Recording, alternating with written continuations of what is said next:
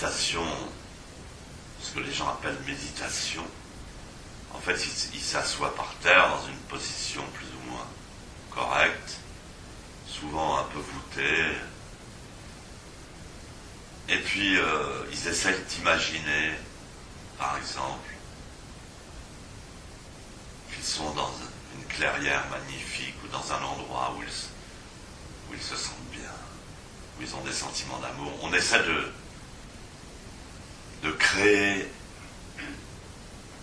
une conscience artificielle, penser à la beauté, à l'amour.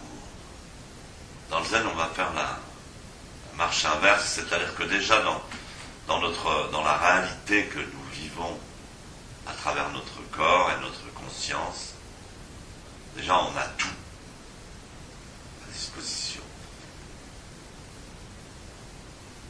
Et dans le zen, au contraire, on va abandonner les différentes couches de conscience. On va les laisser tomber comme des feuilles mortes qui tombent naturellement. Pourquoi ? Parce qu'on ne va pas les entretenir, on ne va pas s'identifier à ce qu'on pense être notre personnalité. Voilà, c'est ça le truc. On arrive avec sa personnalité, avec ses caractéristiques, avec ses problèmes, ses soucis. C'est plus, c'est moins. Et dans le zen, on va s'asseoir, on va oublier, ne plus toucher à cette personnalité. Et quand on la touche plus, on va s'apercevoir, quand elle ne réagit plus, quand elle ne considère plus, on va s'apercevoir qu'elle disparaît, tout comme une pensée. Si vous arrêtez de penser à quelque chose, ça disparaît. Comme si ça n'avait jamais existé. Et donc cette disparition des couches successives de notre ego qu'on a construit à travers notre vie, laisse apparaître, laisse entrevoir une sorte d'élan vital, une sorte de lumière qu'on appelle dans le bouddhisme notre vraie nature, notre nature de Bouddha. Alors mon maître disait toujours, l'ego, ce qu'il faut comprendre dans le zen, c'est que l'ego est sans nous-mêmes. En philosophie, le nous-mêmes, ça veut dire possibilité de définir quelque chose. Un nous-mêmes, c'est quelque chose qu'on peut toucher, qu'on peut voir, qu'on peut définir. Et en fait, chacun pense que son ego a un nous-mêmes. Moi, je suis comme ça. Moi, j'ai vécu ça. Moi, j'ai telle personnalité, j'ai telle caractéristique.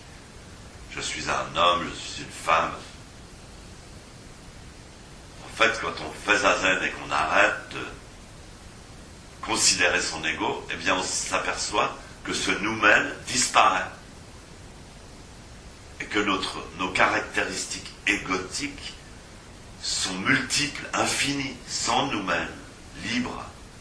Les maîtres zen qui ont pratiqué pendant longtemps, comme mon maître, comme moi, en fait, on saisit depuis longtemps que leur ego est sans nous-mêmes. Et donc, ils ne s'y attachent pas, ils ont une façon de ressentir les choses, de réagir aux choses qui est différente du commun. Moi, je me souviens que par exemple, mon maître zen, quand il commençait à se mettre en colère, il fallait jamais s'opposer à sa colère ou se mettre en face de lui ou argumenter, surtout pas, parce que là, il pouvait rentrer dans des colères absolument terribles. On avait l'impression que s'il rentrait en colère, il pouvait détruire le monde entier et qu'il n'hésiterait pas à vous tuer. On avait vraiment cette sensation-là. C'était la colère. Il était habité par la colère absolue, par exemple. Ça, c'est des caractéristiques. Et alors, la méthode, c'était de le faire rire. Il suffisait de pouvoir dire un mot sympathique ou rigolo au bon moment et en un quart de seconde, son mental avait changé, il se mettait à rigoler. C'est quelque chose qui est difficile à expliquer, mais c'est vraiment le sans nous mène.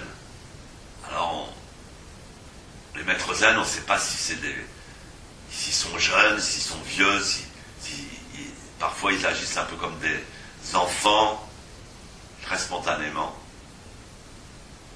Donc mon maître répétait toujours, l'ego est sans nous-mêmes. Ne vous attachez pas à votre personnalité parce qu'elle est sans nous-mêmes. Si vous ne l'entretenez pas, elle va disparaître automatiquement. Et donc l'ego est libre et apparaît selon les circonstances. Alors je vous ai parlé de couches successives qui se détachent si on ne leur prête pas attention. Et à la fin, il reste une conscience pure. En fait, cette conscience pure, on l'appelle le nous-mêmes, c'est-à-dire on a la sensation que cette conscience pure est éternelle, qu'elle n'est jamais apparue et qu'elle ne disparaîtra jamais. Et cette conscience pure, ce nous-mêmes, n'a pas d'ego.